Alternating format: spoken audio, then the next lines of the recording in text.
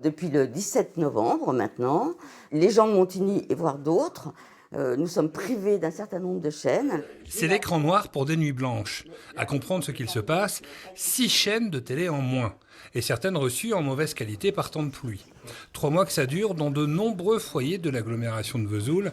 Evelyne Gaillard en fait partie, elle habite à Montigny-les-Vesoul, et face à ce problème, on lui a répondu. Comme réponse, c'est fait appel à un antenniste. Je ne vois pas pourquoi je paierais les travaux d'un antenniste alors que l'erreur ne vient pas de moi. Donc une bourde a été faite, je ne sais pas exactement quoi. Le maire de la commune a fait le tour des habitants pour voir si d'autres étaient concernés par ce problème. Evelyne est loin d'être la seule. Et finalement, au bout de quelques semaines, on est quasiment arrivé à 80 foyers sur 240 dans la commune qui nous ont dit « nous n'avons plus ces chaînes-là ». Donc suite à ça, on a décidé d'en parler avec les autres maires de l'agglo, d'en parler au président de l'agglo, et puis la suite, toute une procédure s'est mise en place, contact avec le CSA, Conseil supérieur de visuel, qui attribue les fréquences. Que se passe-t-il?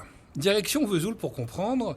Le CSA contrôle les émetteurs de diffusion et fait appel à un nouveau prestataire pour les pylônes. Fini l'émetteur historique sur la colline de la Motte. La suite, c'est Alain Chrétien, le président de la communauté d'agglomération, qui nous la raconte.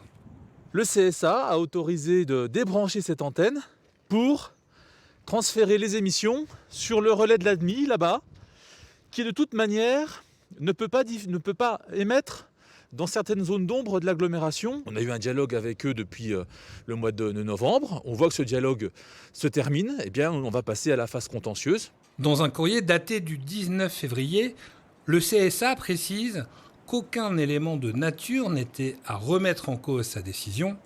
L'agglomération de Vesoul, quant à elle, compte bien désormais solutionner le problème devant le tribunal administratif.